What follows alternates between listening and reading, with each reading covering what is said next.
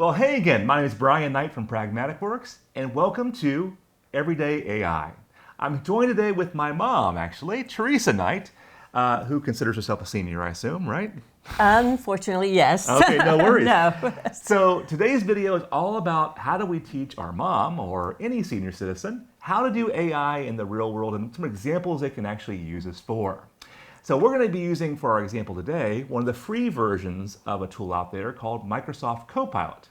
Now, what we've done already is we went ahead and downloaded. Now, you downloaded it last night. What was some of the things you found gotchas from downloading Copilot? That you said there's a few different options out there? Yes, there were like 3 or 4, some paid, Right. some free, and I took the free, of course. Gotcha. The free one is absolutely fine for the examples we'll be doing today, and largely for anything that a senior would want to do, the free one's absolutely fine. The paid one gives you stuff like interacting with your emails, seeing the org chart for a company. It's much more of a business-focused one. So not what we really care about in this case. No. Not for building trips and doing those kind of things. So we're going to do 3 examples today. We're going to walk through an example for travel, one for medical, and then one for more cooking example also. So let's begin. All right, so I'm going to hand the phone to you, the Copilot already installed. You've already installed it last night. You may have noticed that the first place you went to earlier was the Copilot Daily. This gives you like a daily synopsis of what's going on in the news. It's very kind of middle of the road as far as like the frou-frou-y stuff, and the political stuff is in there also. But if you swipe down now, it will kind of lose that. It's actually reading it to you in audio form right now, but you know, we didn't have our speakers on in this case. Next, if you swipe from left to right here, you should see a new button. That will create a new conversation and allow you to interact with Copilot. Go for it. Now you can create images from this. You can do podcasts. You can actually create audio podcasts. You can do lots of other stuff here as well. But let's go to create a new conversation. Try that new button again there. That new button you swiped. Swipe from left to right, and then you'll hit the new button. Perfect. All right, cool.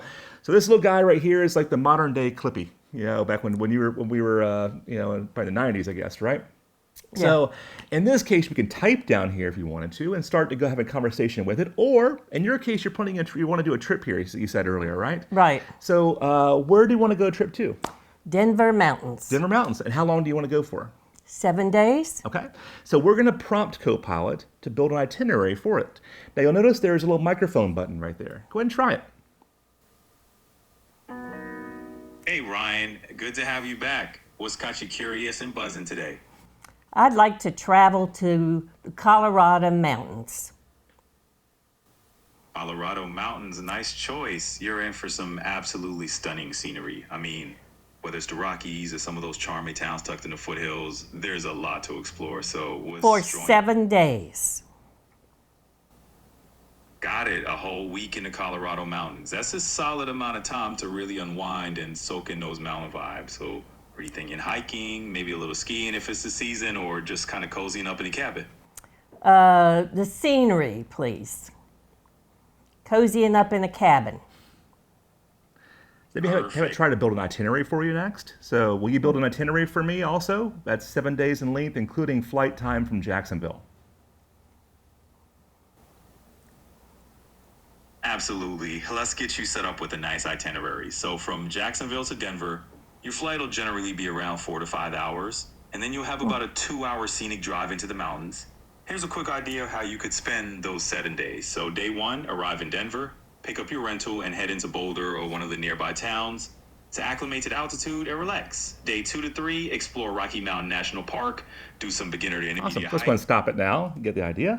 You see in the background here, it actually has it all written down as well. So now you can Cool. read it, and you can have it add more to it and say, well, I really don't want to do this, kind of reshape the itinerary, and kind of iterate. That's what, with prompting, you're a lot about iterations.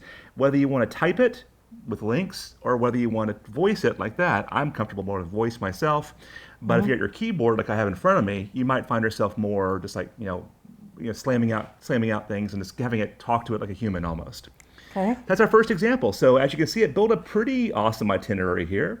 And we can go through and shape it more to your liking and say, well, I don't want to drive as much, or I don't want to do this as much, or I want to target a senior citizen. So that's one thing about the prompting. You always want to have context that can you plan a 7-day trip for a senior, for example. it would have ruled out the hiking trips to the mountains right out of the gate there, probably, if you did that.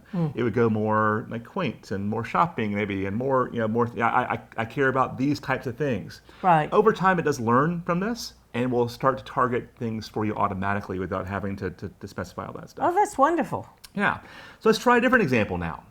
All right, so in this example, I'm going to move my laptop a little bit, and we are going to start bringing out some products. I'm a little hungry right now. It is lunchtime here at Pragmatic Works, so I'm going to bring some products out. Now, you can't necessarily see what all the products are, but we have things like tomato sauce, things I found in my closet at 5 in the morning here, an onion, some yams, sweet potatoes, and then we also have some chicken broth and other things. Now, in this case, I don't know what to make tonight.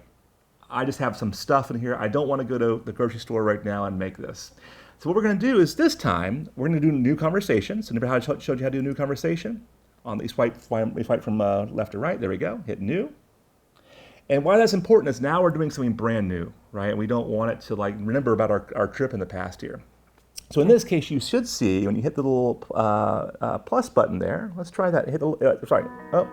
Let's actually hit the little the video icon. All right, so hey Copilot, in front of you right now are a bunch of ingredients here. I don't have to use them all tonight, but I want to build recipe that I can use for this.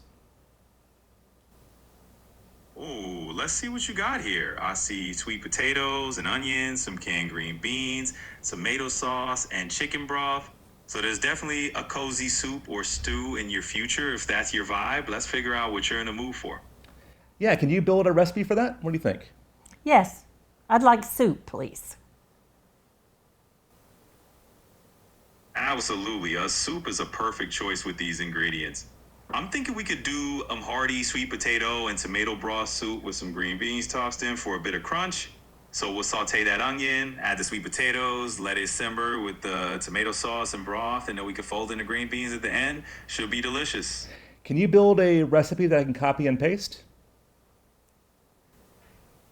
Sure thing. I can absolutely whip up a simple recipe you can copy.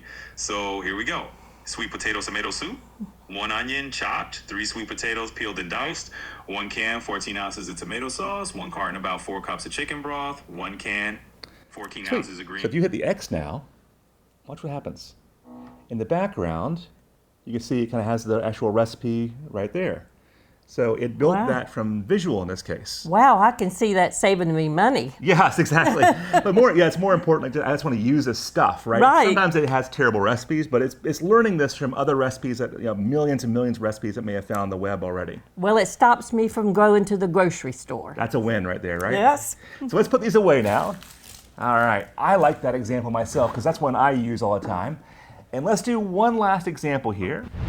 I don't know about you, but when I go to the doctor, and he or she recites a whole bunch of stuff to me, gives me a 10-page diagnosis or a summary, they call it. I'm confused by it. Yes, and I don't definitely. know. They just show raw numbers in many cases, and is that raw number good or bad? Right. So I want to know going into the doctor what kind of questions I should ask after I get my blood work done. So this time we're gonna upload our test results that we got from the doctor, and then some summary sheets they have. I'm going to go ahead. Now, I'm at, in this case, chat.bing.com. You can also, you might notice there is a Copilot application down below. That also will open up. Again, all this is free. And then I'm going to hit the little plus button right here, and I'll say upload. Okay, I'm going to upload my patient record in this case. Now, this is actually the blood results in this case. So it's showing my blood results. I did not me. This is actually fake patient in this case. It's Jane Doe, your fictitious mother. All right. Jane Doe is 85. You're most certainly not 85.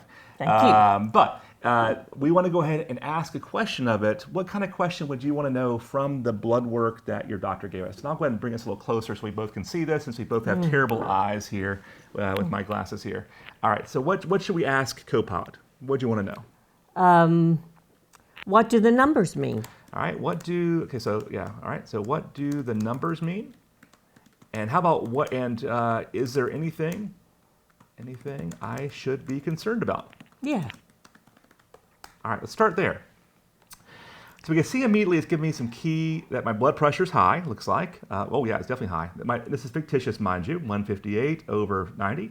And again, this is the standard thing that most doctors, I just generated some sample data in this case, but most doctors will hand you blood work, right? You go to Quest Diagnostics or something, they'll put that out there. You download a little PDF document of that, and Yes. you can upload it right here, and it will translate all that blood work into actionable steps here. So I see I have my blood sugar is as a little issue. I have some, okay, so cholesterol is a little high, looks like also.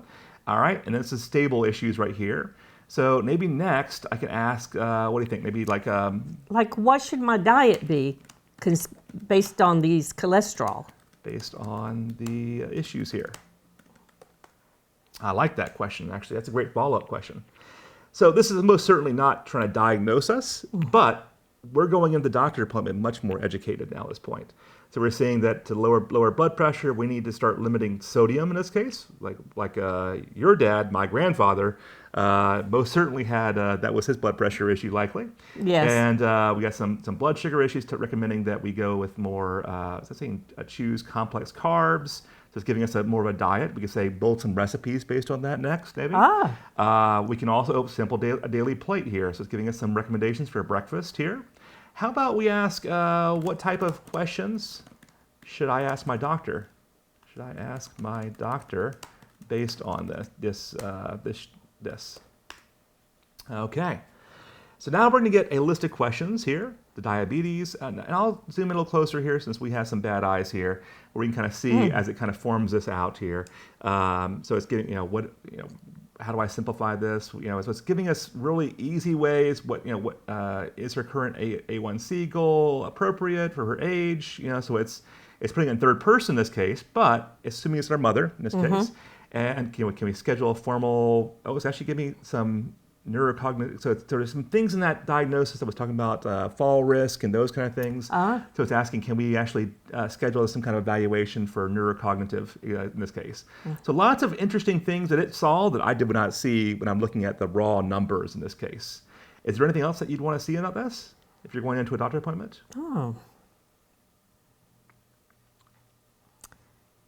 What medications should I take? Would it be appropriate? That I should ask about. Okay, there we go. So ask about the medications in this case that I should ask the doctor about in this case. So blood pressure, some hypertension issues. Here's some current, let's give me some levels based on that, so that I should look at. That the patient was using this in the form it actually had some patient things, long-acting, and I can ask about what are the side effects of each of these medications also. Okay. So you can ask about continuing the statin dosage, or maybe avoid high dosage statins, and so on and so on. So this is an example of how you can use AI every day. What is your favorite example that you can use? Definitely the recipe. Definitely recipe? Okay, awesome.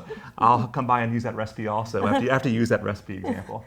Well, thank you so much for joining us. This is part of our AI series, the AI Everywhere series. Please do subscribe so you get the latest video like these to our channel, and come back regularly to see more information about AI and how it's changing other people's lives. Well, thank you for joining me, and thank you for watching this video.